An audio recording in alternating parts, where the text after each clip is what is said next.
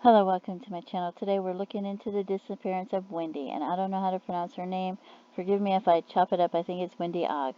But she went missing 1987. She was 29 years old. She had a red Ford Torino 1972. Brown hair, hazel eyes. Well, she was last seen leaving La Paloma restaurant, Bellingham, Washington during the early morning hours. She was driving her Torino. It was painted red with black vinyl top.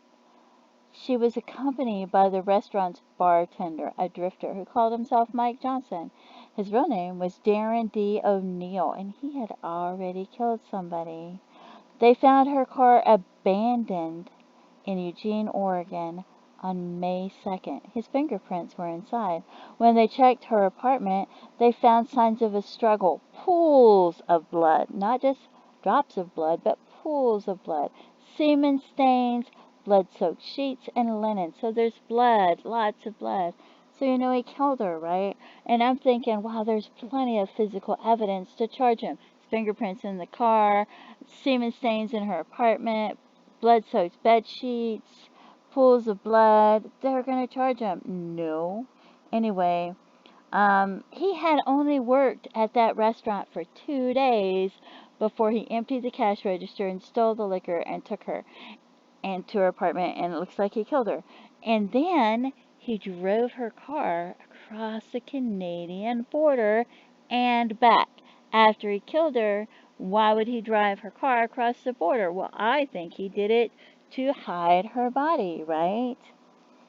So, and he also killed another woman who disappeared a month before her, 4 weeks before her, and he wasn't even arrested for that till September of 1987, and he pled guilty to the other woman and was sentenced to life in prison, and he was convicted of second-degree auto theft for stealing Wendy's car and an unrelated another kidnapping and rape.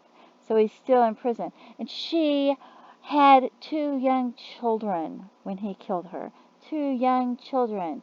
But he hasn't been charged because they say there's not enough evidence. Well, I think there's plenty of evidence. So then there's her, and here's the Jane Doe. Look at her nose.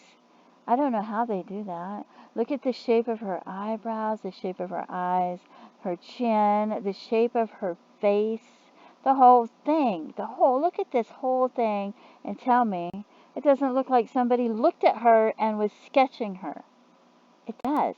And I had thought maybe this was this one girl who had went across the border trying to find her dad, but now, in my personal opinion, which is not, I'm not a professional anything, that, but my personal opinion as just a regular person looking at this photo and then looking at this photo and the sketch, I believe they look like they're exactly the same person. Exactly the same person. And I believe that he drove her across the border. I think he hit her in the trunk. I think he had her body in the trunk, and he drove her across the border, and he took her body, and he put it there, and he drove back across the border, and then he drove in the opposite direction and took her car to Oregon to make them think that her body was in Oregon. He'd already killed somebody, and this time he decided he would hide the body better because it wasn't his first kill. So, yeah, we'll look at that. And here it is. Nope, not yet. Let me backspace it again. So, yeah, he went across the, this is where he starts, and then he goes across the border, and I don't know which way he went, but I would think he might have went this way. He goes up there, and he hides her body, and it's, I'm not sure where exactly in Kamloops they found it on the map, but you can see. So, yeah, come on. So, and then he's got plenty of time. He's probably not even in a hurry. And then he drives back, and we'll add the destination, and he goes right back through Bellingham, maybe. And he goes to Eugene, Oregon, and that's where he leaves her car. So, yeah. So he starts here, goes there, comes back across the border, and comes down here and leaves her car here. So I just can't even believe that. And they don't have, I'm sure, I believe, I emailed them anyway, but I believe they've known for a long time, probably, who this Jane Doe is. But they don't have any dentals, they don't have any fingerprints, they don't have any DNA.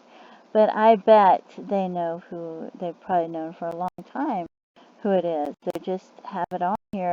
And that somebody will give him some kind of tips. You know, maybe he'll confess to one of his jailmates, and the jailmates will come forward, or cellmates, and say, hey, I know where he put her body because he told me. And they'll say, oh, and this is the skull we found here, right? Anyway, and I'm sure, I'm sure that the authorities that are in Bellingham, Washington, know that Jane Doe that is in Kamloops is her, right? But they just can't prove it. Because look at the Jane Doe and look at her.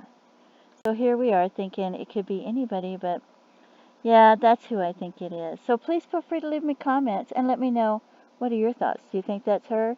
Anyway, thank you for tuning in. Have a great day. Bye-bye.